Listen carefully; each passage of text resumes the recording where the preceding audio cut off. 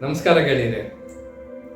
ಇವತ್ತಿನ ದಿವಸ ನಾನು ನಿಮ್ಮ ಮುಂದೆ ಬಂದಿರೋ ಉದ್ದೇಶ ನನ್ನ ಮನಸ್ಸಿನ ಮಾತುಗಳನ್ನ ನಿಮ್ಮ ಜೊತೆ ಹಂಚ್ಕೊಳ್ಳೋದಕ್ಕೆ. ನನ್ನ ಮಾತುಗಳು ಕೆಲವ್ರಿಗೆ ಸರಿ ಅನಿಸ್ಬೋದು, ಕೆಲವ್ರಿಗೆ ತಪ್ಪೆನಿಸ್ಬೋದು. ಆದರೆ ನನ್ನನ್ನು ಕಾಯಕ ಮಾಡಲು ಆ ಭಗವಂತನ ಆಜ್ಞೆಯಾಗಿದೆ.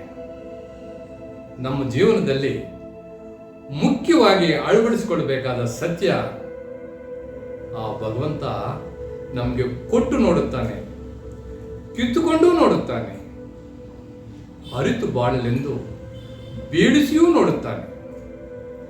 ನಮಗೆ ಗೊತ್ತಿಲ್ಲದ ರೀತಿಯಲ್ಲಿ ಅವನೇ ಮತ್ತೆ ಕೈ ಹಿಡಿದು ಎತ್ತುತ್ತಾನೆ. ಇದನ್ನ ಅರಿತವರಿಗೆ ಇಲ್ಲೇ ಸ್ವರ್ಗ, ಅರಿಯದವರಿಗೆ ಇಲ್ಲೇ ನರಕ.